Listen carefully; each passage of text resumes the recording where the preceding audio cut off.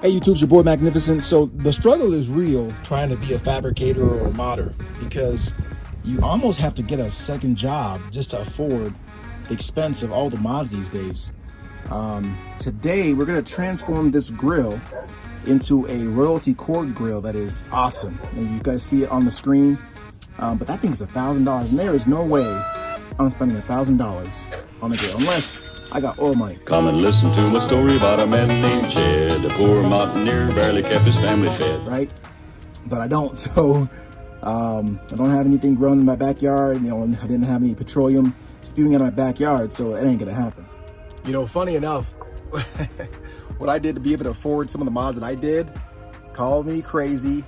I actually gave blood, right? You know, hey, I do what I do. About 300 bucks. You make about 300 bucks, and that was enough to be able to do this and that and not eat into my operating budget from work. So, hey, comment below what y'all have done on the comments to afford your modding budget, you know, because it's an itch that you got to scratch. So, anyway, let me know. So we're gonna just transform this completely. First, two different. We make the streams louder.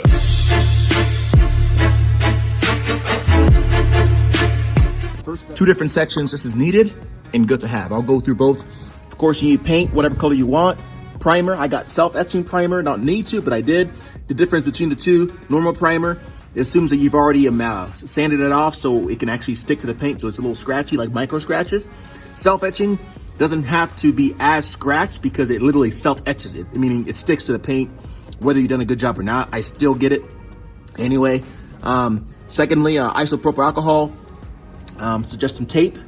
Plumber's tape is not plumber's tape, but painter's tape if possible. Easy to take to remove. 1,000 grit sandpaper, 400. You can also use 600. Either way, it just takes a little bit more elbow grease because you have to press a little harder if you're getting a higher sand grit. Of course, drill, and of course 3/8 bit, and I got a 3/16 bit as well. So I can once I've used this punch, I can go ahead and create a hole. These are 15 millimeter nut size, so I got 15 millimeter socket, lock washer, 15 millimeter washer, and as well as a button head, 3/8 size button head. Now, as far as good to have, to make it a little easier, you could use elbow grease, but if you have an air sander, so a sander, an orbital sander, this is a step bit. You know, you can use that in place of getting a 3/8 bit, which pretty much has everything. If you look in there, I don't know if it'll focus. It has in there, blow it off. It shows you the different numbers in there, and you'll be able to see. So the number 2 section, you can maybe just use a marker and mark it so you don't go past it, because when you're drilling down, you can't see as well. But it'll tell you. So it goes from, what is it? 1, I don't know. It goes all the way to 3/4, whatever that is. So anyway, you can use that. And of course, this is great to be able to know what size thread pitches you have. You don't actually need it here, but it's good to have moving forward.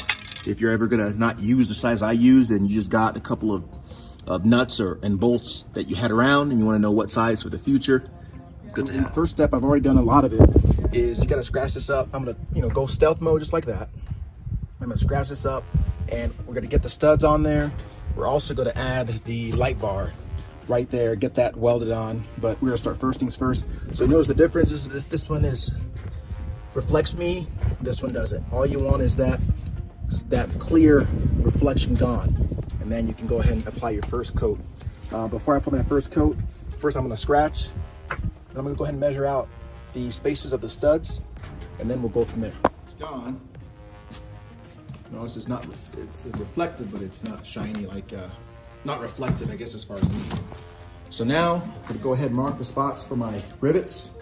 These rivets here, decide where to put them, and the length. So let's see what we get. All right, so I have 30 of these.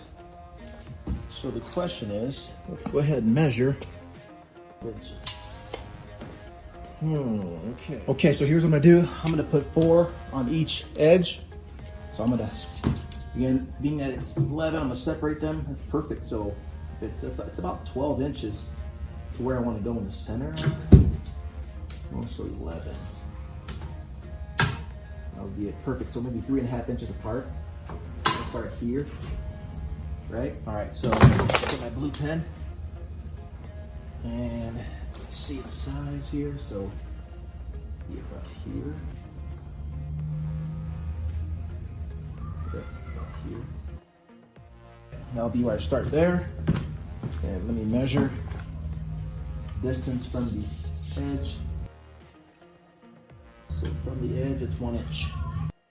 And that's, let me just do 1 inch from the top, 1 inch from the edge. So here's what I'll do. Go ahead and mark it. All right, so I'm gonna use tape to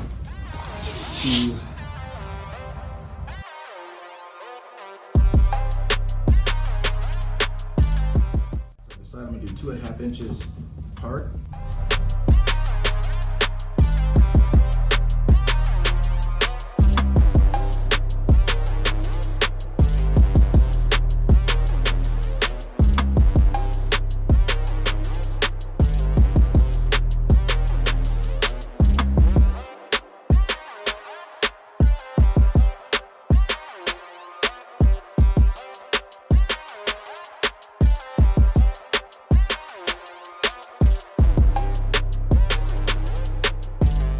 So my thread pitch is 3/8. How do I know that? Got to get one of these. I got this from Menards. Sorry, not Menards, Fastenal as well. And it just tells me instead of guessing, and really, really important. So I'm gonna use a step drill since I don't have a 3/8, I have a 3/16, and that is about there to knock this out.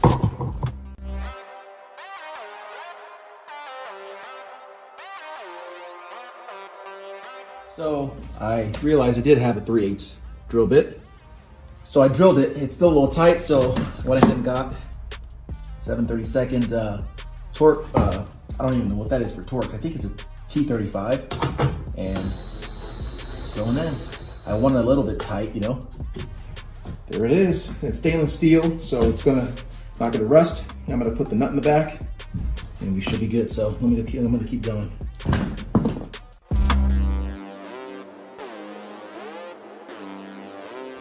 When you were doing it, it was kind of off. I wanted the little nut to be here in the center, so I just kind of evened out the difference between these two, made it work. So no one's gonna notice.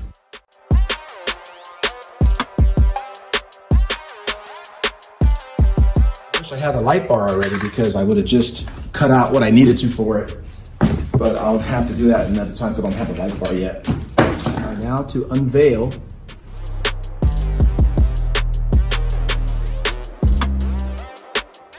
So here's what we got so far. Check it out.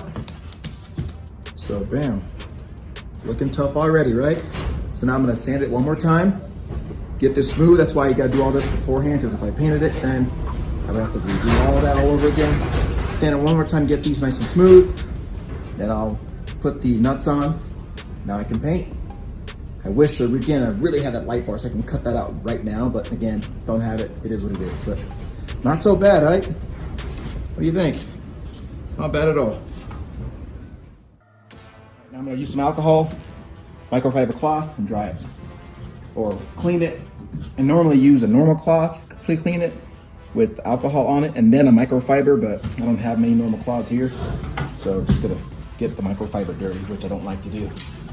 I'm gonna do 2 wipes. First wipe's gonna be dirty, then I'm gonna get a clean one, and then use the clean one to get all the last bits of residue. While I'm cleaning with this clean microfiber, if I do get more dirt, what I'll do is I'll put another coat of alcohol, but as long as I don't get much dirt, it's just residual, I'll just let it slide.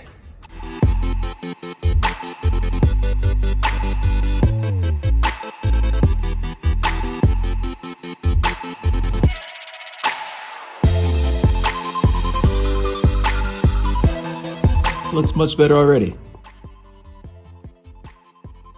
What washers to get from Fastenal? Here we go. 3/8, pretty much just 3/8 size washers. I was gonna get black initially, but those are not stainless and they would rust, so I'd rather get silver stainless and paint them. Now for lock nuts. Part of the value of having these lock nuts is it makes it a little heavier. This is very, very light. and because it doesn't have any bolts over here, I found that my previous grills that were this way, when something would happen where I would get a bump, this would kind of flip open, but I'm hoping that being heavier won't do that.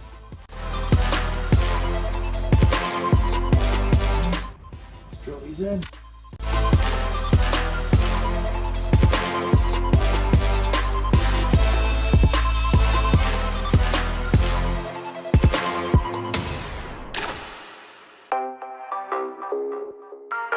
Not bad if I say so myself.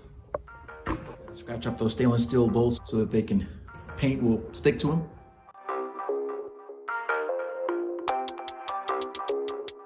I'm gonna dry it, make sure it's completely dry.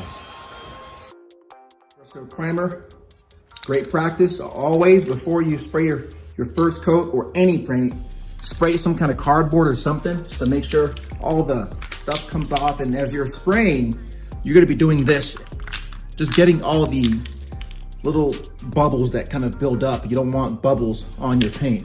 Now that's only something you do because this is, you know, a $5 spray can. The real spray gun shouldn't be an issue. First coat.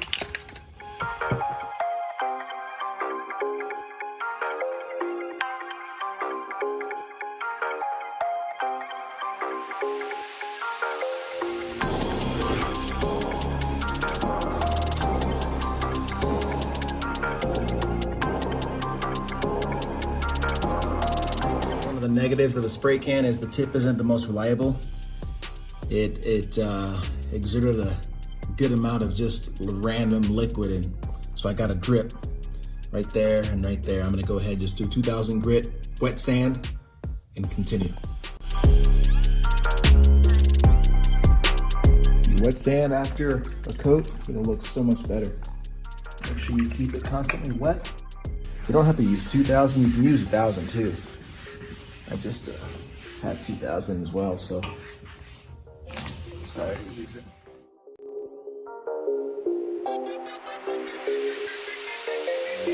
Air gun, I would blow all the water out, but I don't, so I'm gonna use the heat gun.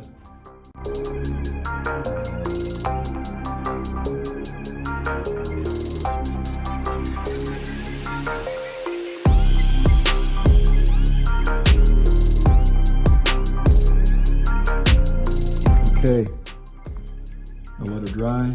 Do yourself a favor and block it off while it's drying. It would be a sad deal if after all this work, someone came in and tripped and did something and bumped and you gotta start all over and start sanding.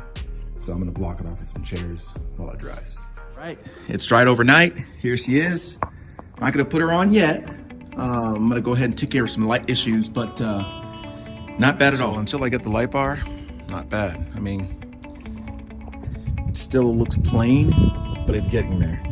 Light bar's gonna go right here. I'm debating to put it hidden behind the grill or cut out pieces and put it on the grill. Let me know in the comments what y'all think.